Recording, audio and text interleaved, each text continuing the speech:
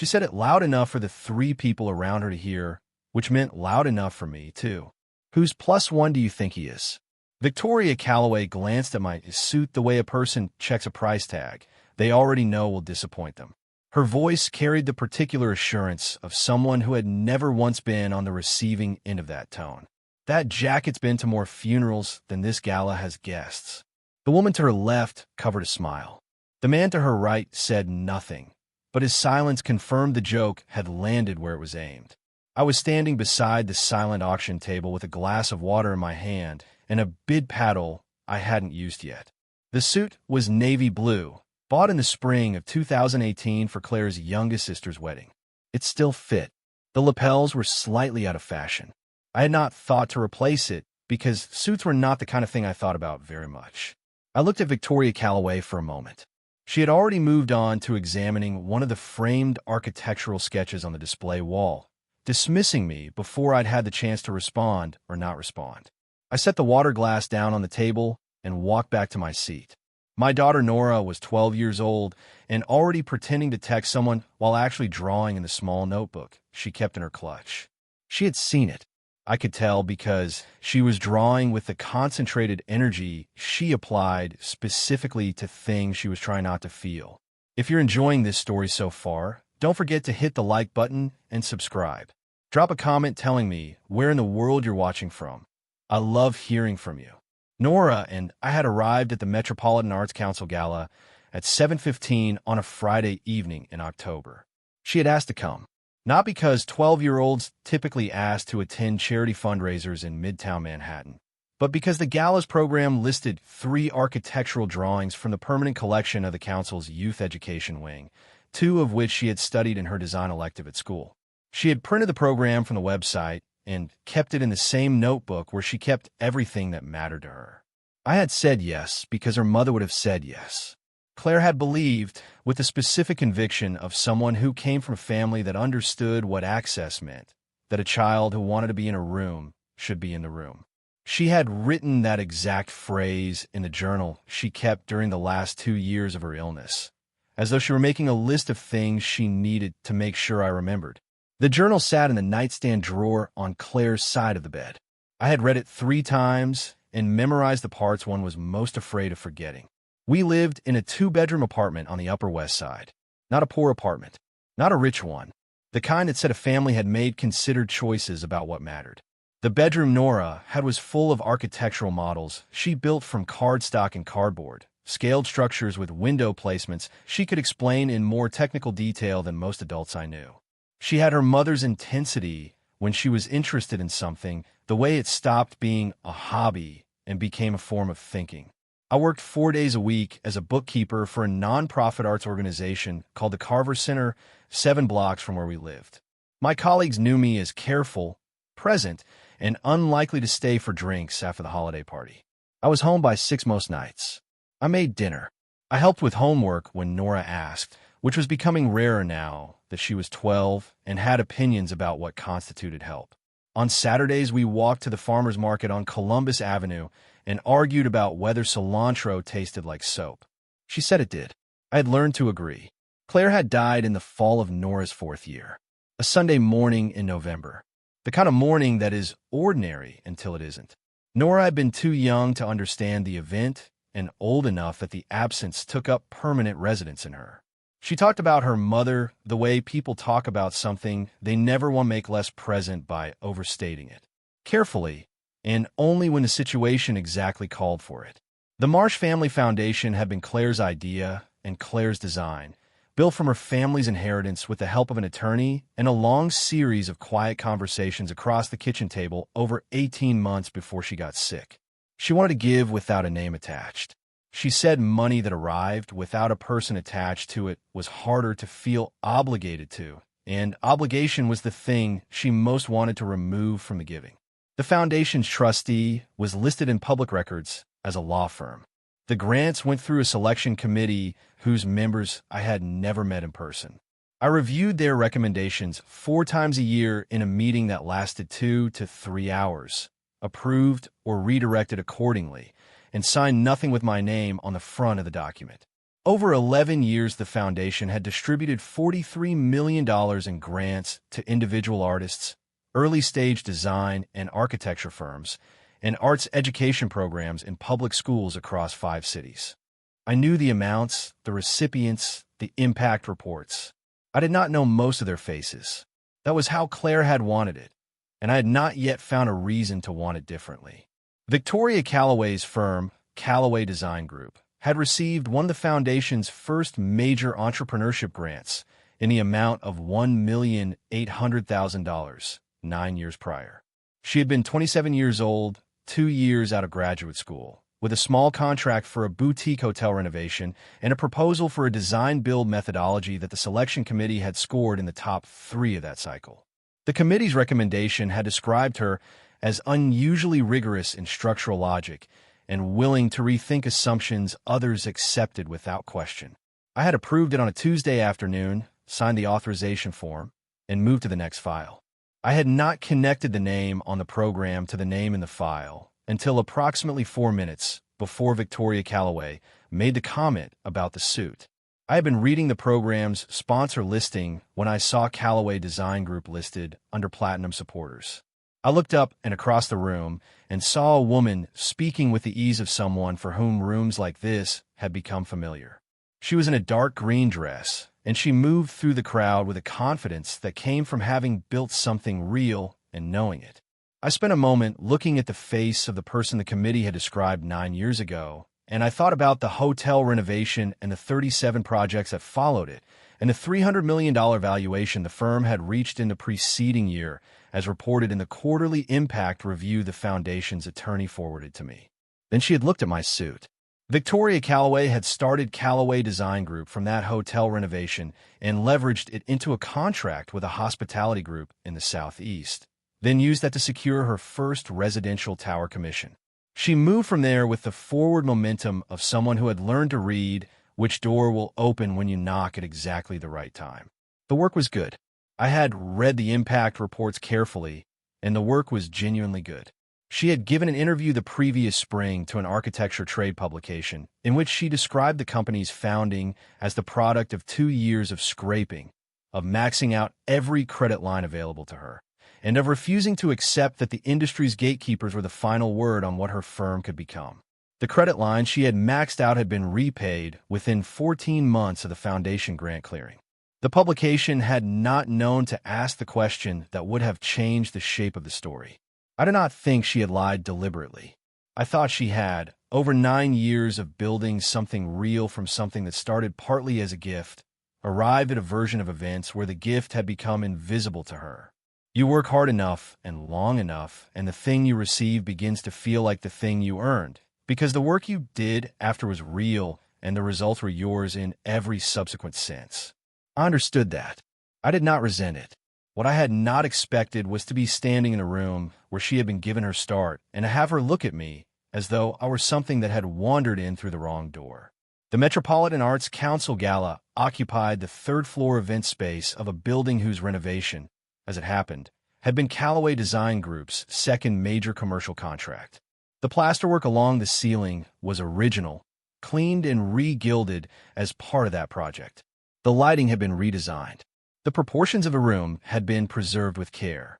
The walls held framed program art and architectural drawings from recipients of the council's annual grants, and a string quartet played something in the corner without demanding attention.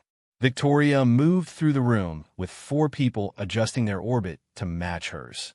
2 of them I recognized from the program, board members of the Arts Council, both of whom had been on the foundation's correspondence list for years. She said something, and they laughed. She had the social ease of someone who had learned to perform authority so often that the performance had become the thing itself. I watched her stop in front of the architectural drawing Nora had come to see, a perspective rendering of a proposed youth art center by a 23-year-old winner of the council's annual Student Design Award.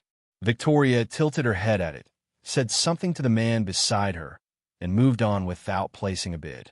The drawing was priced to open at $1,400. I walked to the panel and wrote my number and the amount in the column. Nora appeared at my elbow. She looked at what I'd written, then at the drawing, and then at the ceiling of the hall above us. taking in the restored molding and the repositioned light fixtures with the same attention she gave her models at home. "You didn't even look at the other ones yet," she said. "I don't need to." She studied the youth center rendering, the open courtyard and the clear-story windows, and the shading on the north-facing wall. "It's good," she said. "It is." She tucked her notebook under her arm and went back to her seat with the composed expression of someone who has registered an injustice and decided to file it rather than act on it immediately. Across the room, Victoria Calloway accepted a fresh glass of champagne from a passing server and resumed her conversation without a glance in our direction. I sat down beside my daughter. She had gone back to drawing. On the page in front of her, rendered in small, careful lines, was a two-point perspective of the gala hall's vaulted ceiling, the molding details and light fixture positions measured by eye and transferred to paper with an accuracy that would have taken most architecture students a week of study. I did not say anything. I watched her work for a moment, and then I looked across the room at the woman who had funded and then promptly forgotten the beginning of everything she was now proud of. The evening had a long way left to go. The silent auction closed at 9 o'clock, and the live portion of the evening began with a paddle raise for the council's Youth Education Endowment. The room arranged itself into the particular formation of people who intended to be generous and wanted witnesses for it. Victoria Calloway was seated 2 tables forward and 3 to the left of us, close enough that I could watch her without watching her. She had the posture of someone accustomed to being the most significant person in a room and had quietly confirmed that designation over the preceding hour through a series of small, visible gestures. The way she touched the program, the way she leaned in when speaking and leaned back when listening, as though the direction of her attention were a favor being extended and then reconsidered. Her table included 2 members of the Arts Council Board, a developer named Gareth Holt, whose firm had contracted Calloway Design Group for 3 residential towers in the past 4 years, and a woman I recognized from the program, listing as Diane Foss, the council's executive director. Diane Foss had been trying for 2 years to secure a lead gift for the endowment that would allow the council to expand its youth programming into 3 additional boroughs. She had written about it in the council's most recent annual report with the restrained urgency of someone who had been patient for a long time and was running out of ways to describe patience. The auctioneer asked for opening paddles at $50,000. Victoria's went up immediately, followed by 4 others around the room. The number moved in increments of 10,000. At 120, the field narrowed to 3. At 160, to 2. Victoria and a man near the back, whom I didn't know traded paddles until the man near the back set his down at 200,000, and Victoria's number was confirmed by the auctioneer with a particular approval reserved for people who spend money in front of other people and make it seem effortless. The room applauded. Victoria turned slightly in her chair as the room reacted, not enough to be called preening, exactly enough to confirm that she had registered being seen. Diane Foss leaned over and said something at her ear. Victoria smiled and touched her wrist briefly. I looked at Nora. She had put the notebook away and was watching the front of the room with the careful attention she gave things that were teaching her something she wasn't sure she wanted to learn. "How much do they need?" she asked quietly. "For the expansion?" She nodded. "More than that." She was quiet for a moment. "How much more?" I thought about the annual report, about the 3 boroughs and the program costs, and what a proper endowment required to generate the kind of interest income that made a program sustainable rather than dependent. "About 3 million, I said. She looked at the front of the room, at the number on the board. "That's a big gap." It was. The paddle raise concluded, and the room moved into dessert, and the ambient noise level rose with the relief of people who had performed their generosity and could now return to conversation. The quartet shifted into something lighter. Servers appeared from the left side of the room. I had been watching Gareth Holt for 20 minutes. Not because he was interesting, but because the conversation at Victoria's table had the body language of something being negotiated rather than simply enjoyed. Holt had the manner of a developer in the final phase of a decision, that specific quality of attention that replaces the earlier quality of exploration. He was being asked something, or was close to agreeing to something, and Victoria was the person across the table from him. I knew this because 3 months ago the foundation's attorney had forwarded me a project brief from an architecture firm that had applied for a community impact grant. The firm was small, for people recently graduated, working on a proposal for a mixed-use community development in the South Bronx that incorporated affordable housing with a ground-floor arts and education facility. The lead architect was 26 years old. The committee had scored its second in its cycle. I had approved the grant 2 weeks prior, $500,000, conditional on the firm securing a development partner within 60 days. Gareth Holt's company was one of 2 development firms the foundation's attorney had identified as potentially appropriate partners for that project. I had not approached either one yet. I had not connected those facts to this room until approximately the moment I watched Holt lean forward and place his hand flat on the table in the manner of a man about to commit to something. The woman who materialized at my shoulder was 58 years old with short silver hair and the particular composure of someone who managed large institutions and had learned to read a room the way other people read weather. Mr. Marsh. Diane Foss had crossed the room with a plate of untouched dessert and an expression that said she had done her research before tonight and had been looking for the right moment. I'm glad you came this year. We hoped you would. We shook hands. She sat down in an empty chair beside Nora without ceremony, glanced at the architectural sketch Nora was studying in her program, and said to her, "The South clear story on that design is load-bearing in a way most people miss. Did you catch it?" Nora looked up with the focused attention she applied to people who surprised her. "I thought so. The angle of the shading." "Exactly right." Diane set her dessert plate on the table and looked at me. "She has good eyes." "Yes. I wanted to speak with you about the endowment." She said it plainly, without the apologetic cushioning people sometimes applied when they wanted money. The paddle raised tonight was generous. It doesn't get us where we need to be. We have a programmatic opportunity that has a closing window, and I've been having conversations with several potential lead donors, but... She paused. "The numbers don't align yet."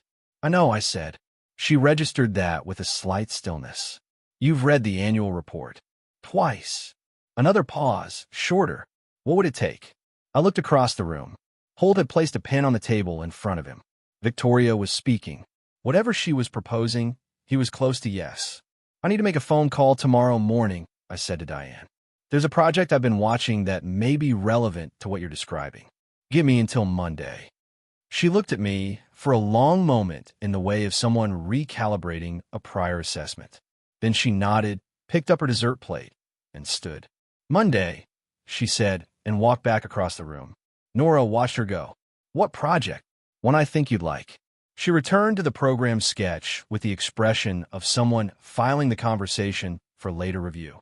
It was at 20 minutes past 9 that Victoria Calloway came to our table.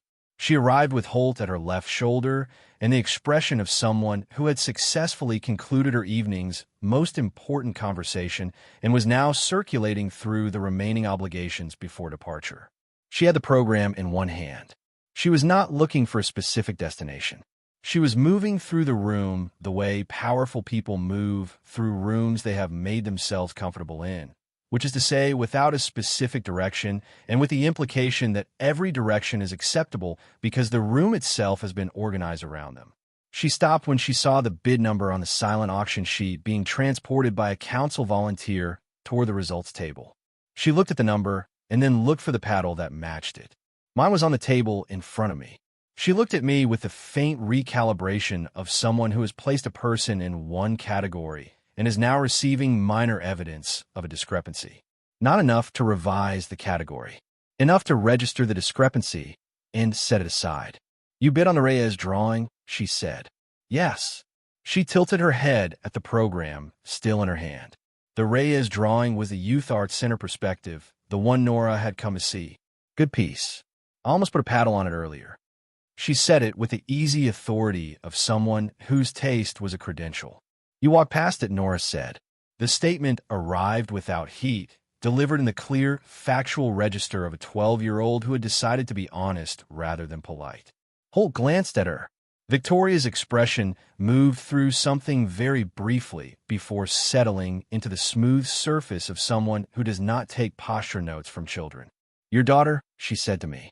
Yes. She has opinions. The tone placed this somewhere between observation and mild condescension. She has accurate ones, I said.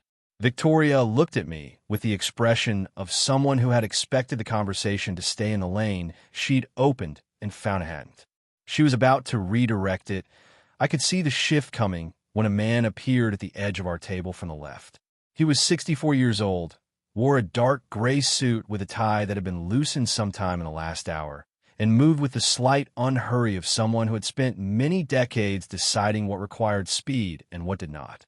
His name was Robert Aldis.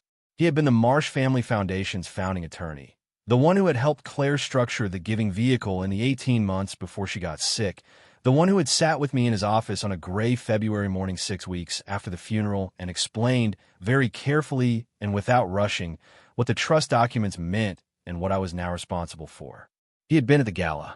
I had seen him earlier across the room and had not moved toward him because I was not certain the evening required it.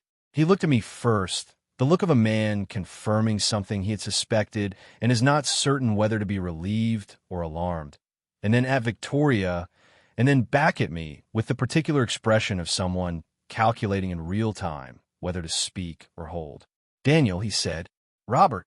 Victoria looked between us with the attention of someone who has just detected that a room she thought she understood has a structural element she missed. Robert Aldis, at 64, had the restrained delivery of a man who knew that the most significant things were stated plainly or not stated well. He shook my hand, said something quiet about the annual report and about Monday, and then looked at Victoria with the expression of someone choosing his next sentence carefully. Have you met Daniel Marsh? He said to her.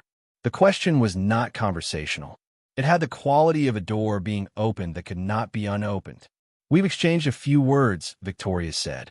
Robert looked at her for a moment, then at the room around them, at the restored plasterwork on the ceiling and the repositioned lights and the framed program art on the walls, at the bid sheet being carried toward the results table, at Nora, who was watching him with the focused gravity she applied to things that were about to matter. The Marsh Family Foundation, he said, has been the council's primary anonymous donor for 11 years. He said it without ceremony, the way a man who helped build something states the dimensions of what was built. $43 million in that time. The youth education wing is named for Claire Marsh, though the plaque says the Marsh family in the understanding that Daniel preferred it that way. He paused. The Calloway Design Group received the foundation's inaugural entrepreneurship grant in the amount of $1,800,000 in the fall of the foundation's first year of giving. The room had not changed. The quartet was still playing. The servers were still moving. Holt had gone very still. Victoria Calloway's face was doing something specific and involuntary. The smoothness she had been wearing all evening was still present in every element except the eyes, where the machinery of recalculation had started running and could not be stopped once it started. She looked at me, and I watched her place the man in the suit against the man Robert Aldis was describing, and I watched the placement not fit, and then slowly fit, and then fit in a way that changed the shape of everything around it. I said nothing. I had said what I needed to say. The car was running exactly as it was always built to run, and the room had heard it. If you're hooked on this story, make sure to subscribe and turn on notifications so you never miss an upload. Your support means everything and helps me bring you more emotional stories like this one. She opened her mouth. Nothing came out. The program in her hand had gone still. Holt was looking at her with the expression of a man revising a conversation he thought he had understood. Nora was not looking at any of them. She was looking at the architectural drawing of the Youth Art Center on the wall across the room, the one her father had just paid for, her pencil resting against the open page of her notebook. She said, quietly and to no one in particular, the South Clear story really does carry more than it looks like it should. Victoria Calloway heard it. Her chin moved slightly, the way a person reacts to something that is too precisely timed to be accidental, even when it is. Her eyes went to the drawing.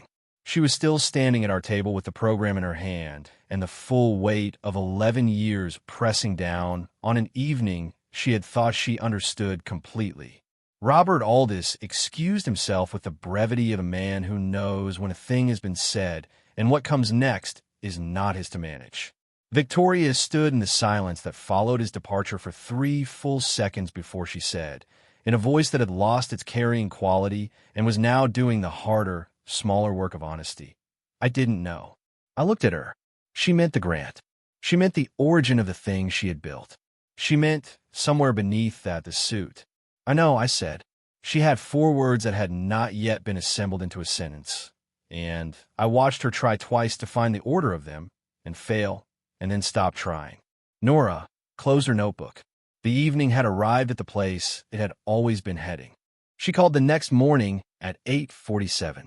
I was at the kitchen table with coffee in the South Bronx project brief, reading the section on structural phasing for the 3rd time, because the 2nd time had raised a question I wanted to answer before I called Robert. Nora was still asleep. Saturday mornings, she slept until 9:30 with the discipline of someone who had decided that weekends operated under a separate jurisdiction. The number on my phone was a Manhattan area code I didn't recognize. I answered because I always answer numbers I didn't recognize. Old habit from the years when the foundation was newer and the attorney's office called from different lines. "This is Victoria Calloway." A pause. "I got your number from Diane Foss. I hope that's acceptable." "It's fine." Another pause. Longer. She was not a person accustomed to not knowing what came next in a conversation, and she was learning that in real time.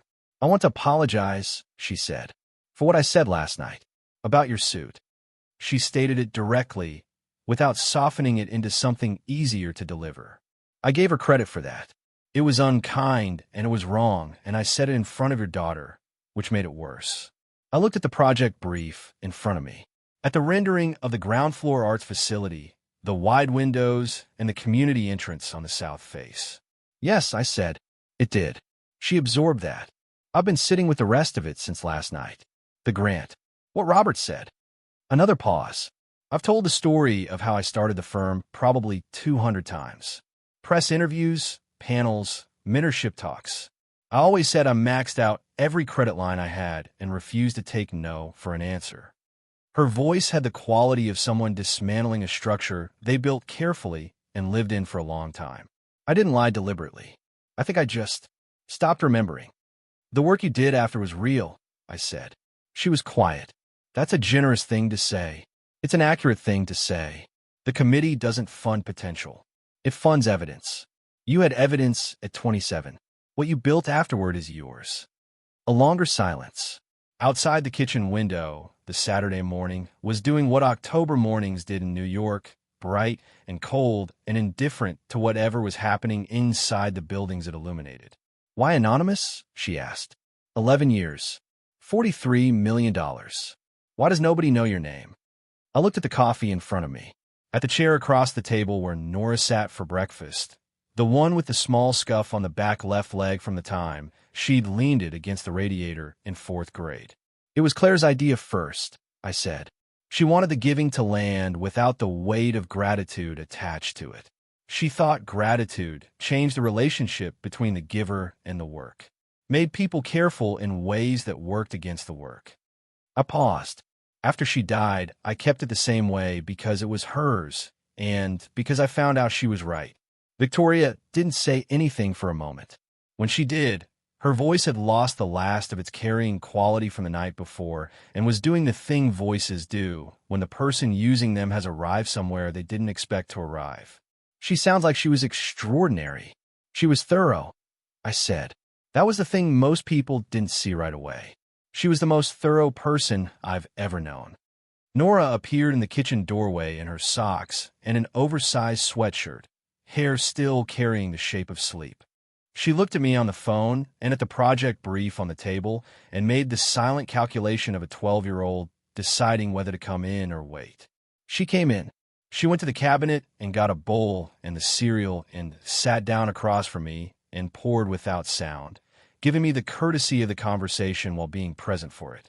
I said to Victoria, "There's a project I'm going to call Robert about this morning. A mixed-use development in the South Bronx. Young architecture firm. For people, strong proposal.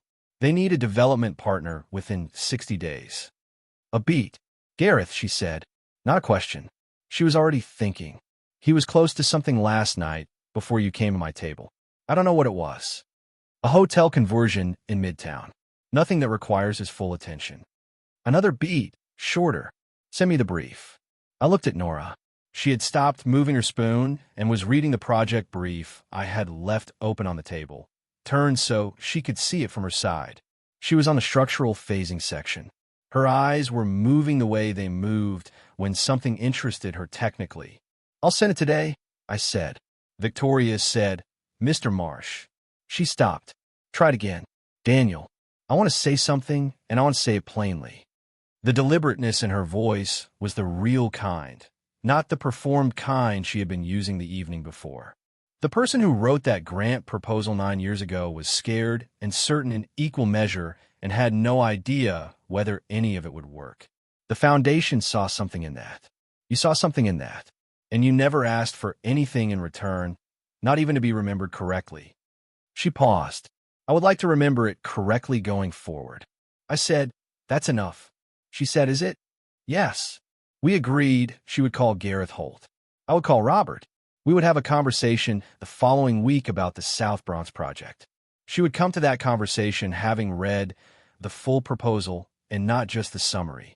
I said that was a condition, not a suggestion. She said she understood the difference. After I hung up, Nora was still looking at the project brief. Gareth Holt is the developer she was talking to last night, she said. Not a question. Yes. She turned to the rendering on the second page. The ground floor arts facility, the community entrance, the clear-story windows on the south face. She studied it with the patience she applied to things she wanted to understand from the inside. It's good, she said. It is. She ate her cereal. Outside, the October light moved across the kitchen floor in the slow way of light that has nothing urgent to do. Did you know she was going to be there? Nora asked. At the gala. Did you know before we went? No. I saw her name on the program when we arrived. But you didn't say anything. There was nothing to say. She considered this with the serious economy of someone who was 12 and already understood that restraint was a form of strength, even when it was also a form of cost. She turned another page in the brief.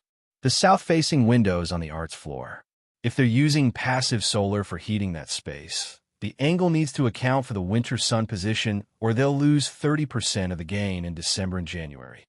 I looked at the page she was indicating. She was right. The angle was slightly off for the latitude. Write that down, I said. She pulled her notebook from the pocket of her sweatshirt, already open to a fresh page, and wrote it down in the precise small hand she had been developing since she was 8, the hand that looked, I had noticed recently, more and more like her mother's. The call with Robert took 40 minutes.